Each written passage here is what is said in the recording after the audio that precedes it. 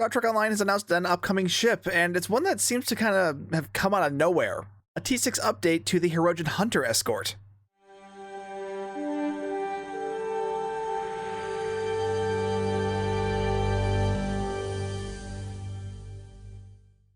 Of all the ships that we would be getting this year, this was not one I expected to see. A T6 update to the Hirogen Escort. This it seemingly comes out of nowhere, just because, like, when was the last time we had any content about the Hirogen? No, maybe this, clues into possible upcoming content about the Hirogen. Maybe a future episode is going to feature them, and they needed to update the Hirogen model. Though that makes me wonder if the other Hirogen ships are going to be getting updates too, because there is also another playable Hirogen ship, the Apex battlecruiser in the Lobi store, which that has yet to get a T6 update. But yeah, let's just get into this. The T6 Hirogen ship, this is going to be coming to the Infinity lockboxes, which that should be no surprise. The original one was a lockbox ship, so obviously the T6 version is also going to be a lockbox ship.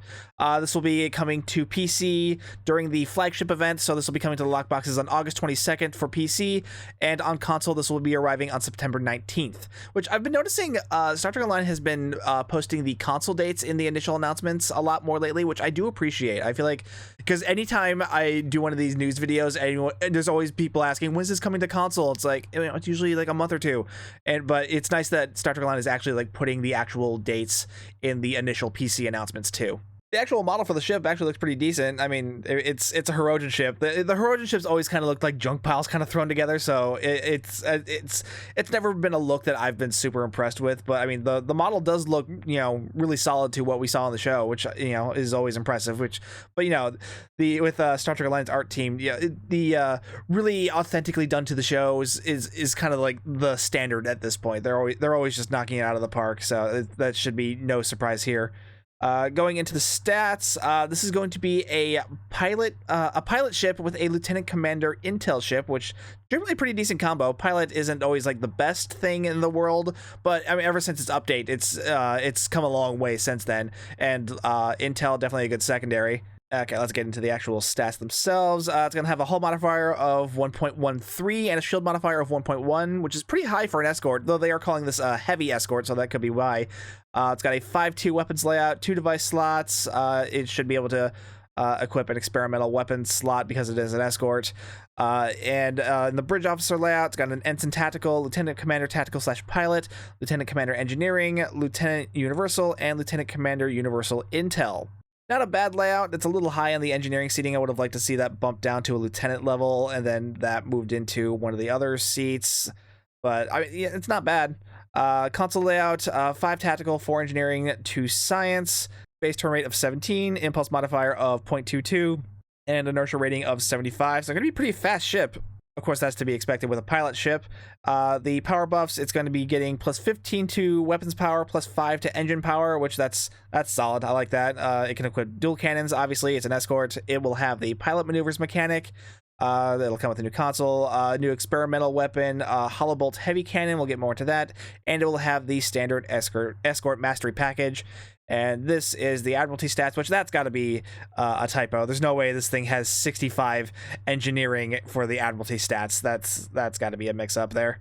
The console on this thing is called Field of Prey, and what it does is just launch a bunch of little hollow emitters all around your ship, and they will do some stuff. We actually got some tooltip information, so let's just go straight to that instead of doing all the lore bits. What this console will do is when you click it, it'll create a 5-kilometer AoE around your ship for 15 seconds. This AoE will placate enemy foes for 2 seconds, which is not a long period of time. Decrease threat generation for yourself.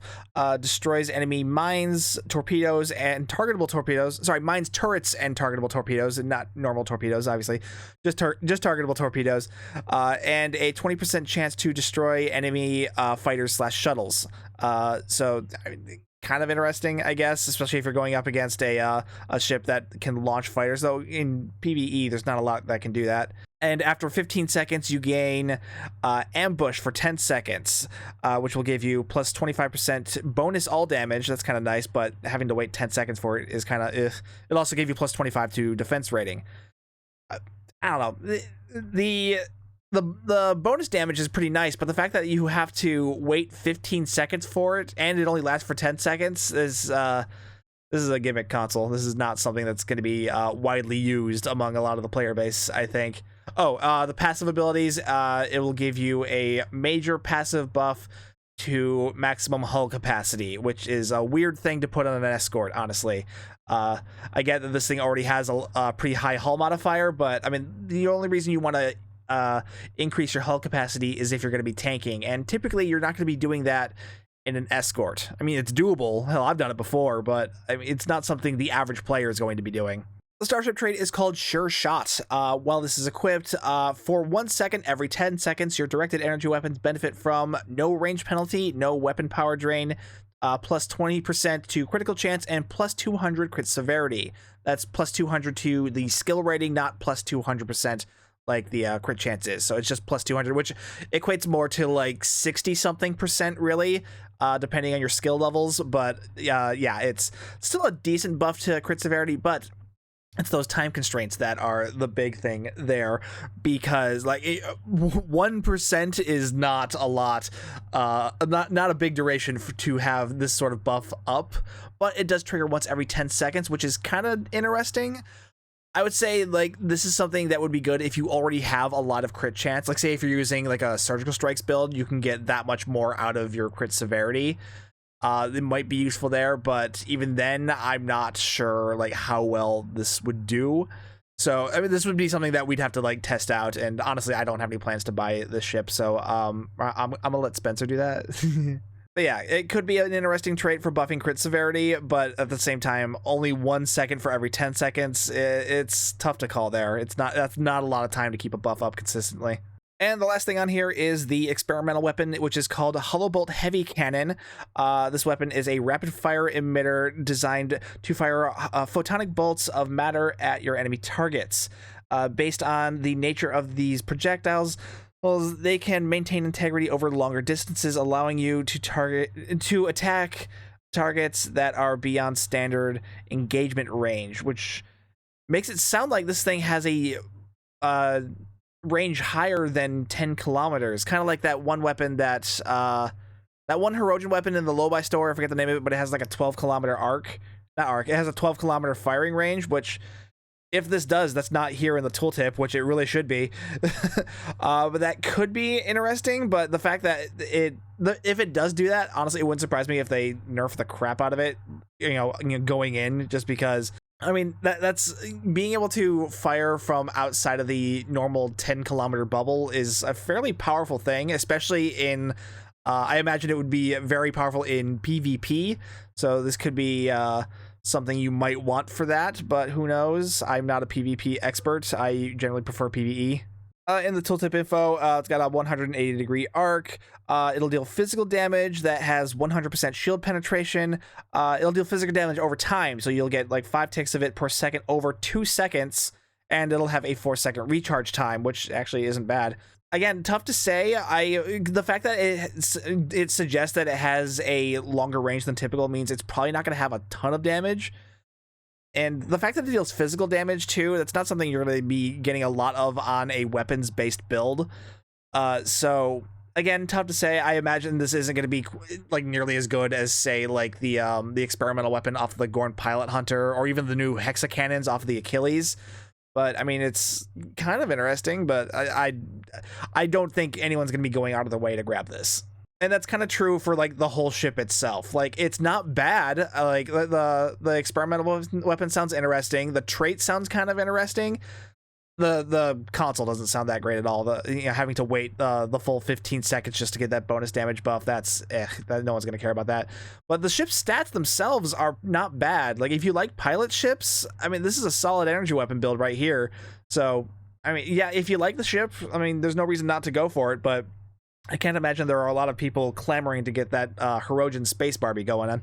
And as I stated earlier, this is a lockbox ship, meaning it's going to be very expensive, and it's going to be a single character unlocks. And the fact that it doesn't come with anything like, super meta, at least it doesn't seem to. We can't know that for sure until we start testing stuff. But yeah, it doesn't seem like anything in here is going to be a big game changer. So this is just a neat little ship. If you like it, go for it. If you don't like it, then don't worry about it.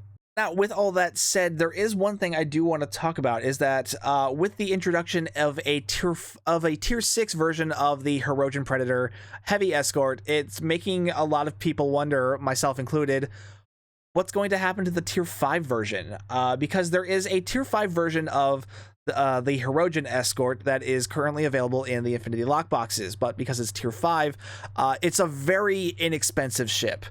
It's very cheap to get on the exchange. You can usually get this thing for a little less than $1 million EC, at least before the announcement of this thing. Since this thing was announced, the T5 version's price has been all over the place on the exchange. I've seen it been as low as 1 million, but also as high as like 30 million. It's ridiculous.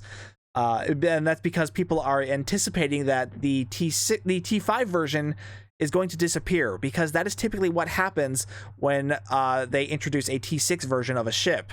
The T5 version typically goes away. And if that is the case here, that's going to be a real shame to a lot of the free-to-play players, because the T5 Hirogen Escort has a lot of benefits to a free-to-play player.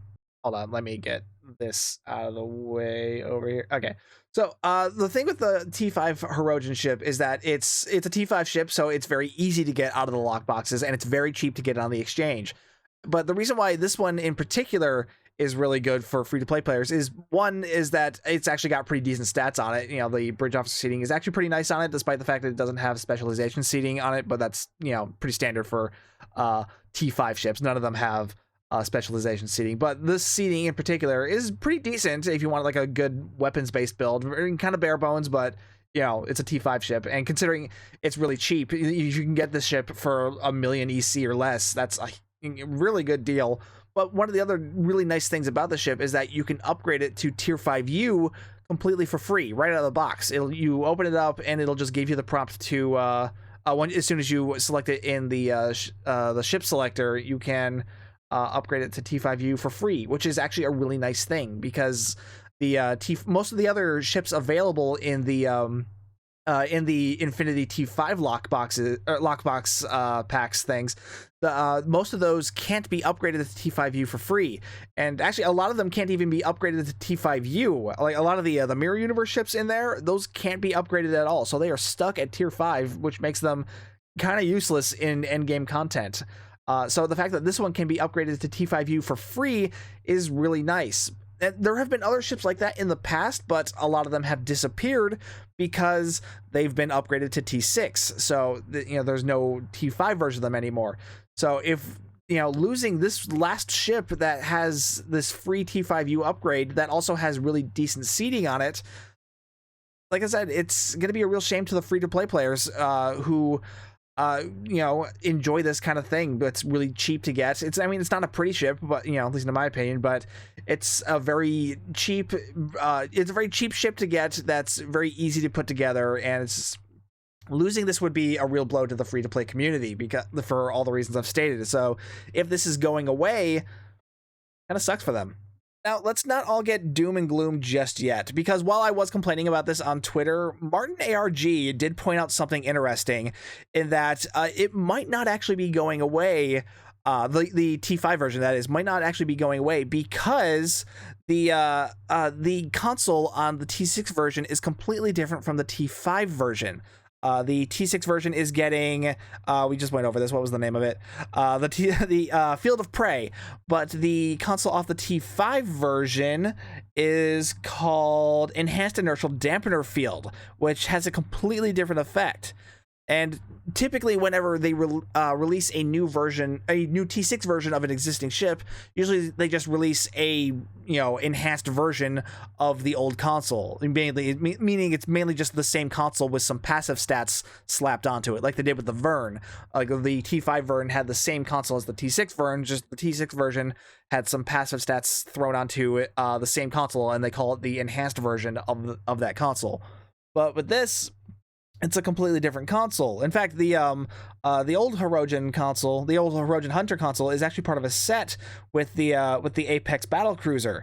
And actually, the console off the Apex is actually more similar to the one we're getting off the T6 Hunter than the original console off of the original T5 Hunter. So yeah, it's Yeah, so what Martin is saying here is that this might not be going away because the console off of here is completely different from the one we get in here. And because so if this one goes away, this console would not be obtainable anymore. And that's typically something that Cryptic doesn't like to do. I mean, they've done it before, but it's something they typically try not to do, especially because this console is part of a set too, so they don't want to be screwing anyone over who might be wanting to go after that for whatever reason they might be wanting to. So, you know, I don't know why you'd want to go after this set in this stage of the game, but I'm sure there's someone out there who really wants to do the Hirogen Space Barbie, and you'll want those consoles for that. But yeah,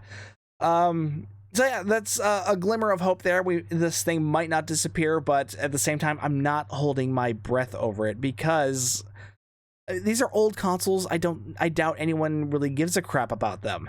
So yeah, it's tough to say for now. I would be betting that this thing's disappearing, but like I said, Martin here is betting that this thing's gonna stick around, which would be nice, and I'm kind of hoping that that Martin's gonna be right about this. But like, you know, I'm not gonna hold my breath about it.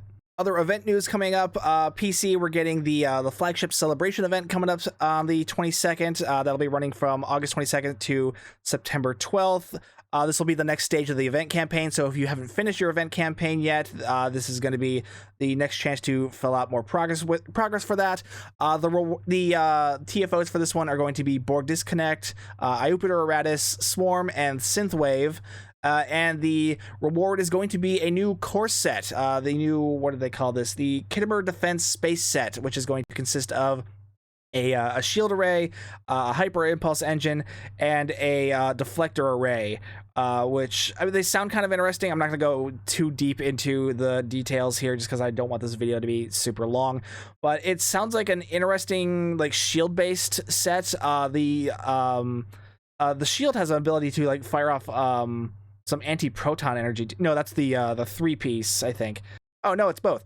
The shield is capable of firing off a blast of anti-proton energy, which is kind of interesting to have a shield that'll do that without needing a set bonus. But the set bonus will also have the ability to create an anti-proton field that forms around the center of you and your teammates, dealing damage to enemies caught inside of it. So, I mean, based on that alone, that sounds like it could be really interesting for anti-proton builds, but at the same time, it also has some decent shield regeneration and shield hardness buffs. It also has this weird cloaking ability, which I'm a little concerned about, because cloaking, because it doesn't just cloak you, it cloaks your entire team, and that can be kind of a troll ability. People can use that to screw with other people's stats, which is very annoying. Like if you're running a tank build, you can basically just if you're running a tank build and someone fires that off, you're basically resetting their threat entirely, which not what you want to do to a tank. You want the tank to have the threat because they're the ones that can take that damage. And alternatively, it's a cloak. So in most cloaking devices, they disable your weapons. So if this cloak disables weapons, and it basically gives you the ability to disable your entire team's weapons, and that's going to be super annoying if that's how that works. So a little concerned about that, but hopefully Cryptic thought ahead and made sure that these things aren't able to completely screw up other people's stats. And for console news, you guys are getting the Heritage Starship Bundle on the 22nd. If you guys haven't checked out my review of that bundle, you can check that out. It'll be showing up right above me, or possibly right in front of where I am right now. I'm not really sure where the little tag will show up, but it's just upper right corner. Click there; it should have shown up by now. But yeah, I was very pleased with this bundle. I've had a ton of fun with all three of these ships. I would definitely recommend it. Console, get ready to have some fun with these, because these were some absolutely fantastic ships. Additionally, on the 22nd, console, you guys are also getting your next stage of the event campaign, which was the Good Day to Die event, which just wrapped up on PC not that long ago. This will include the TFOs Defense of Starbase 1, To Hell with Honor, Battle of the Binary Stars, Remain Klingon, Operation Riposte, and Best Served Cold, and will reward the Temporal Disorder console, which I've had a ton of fun with because it spawns in a bunch of copies of your ship, which was great for my Odyssey Summoner build. So yeah, that's everything coming out on the 22nd for both PC and console. Let me know what you guys thought of everything coming down below, whether it be the new Hirogen ship, or the Heritage Bundle coming to console, or the next stage of the event campaign. Let me know down below, and while you're down there, be sure to like and subscribe and hit that bell for notifications. If you would like to further support the channel, you can hit that join button to become a member, or you can check out the link to the, the merch store down below. There's some shirts and stuff in there that I think are amusing, but feel free to check it out for yourself. Or if you're shopping on the Epic Game Store, be sure to use my content creator code STU1701. Any of these really help me out, and I really do appreciate it. Either way, though, thank you so much for watching. My name's Stu, and I will see you guys next time.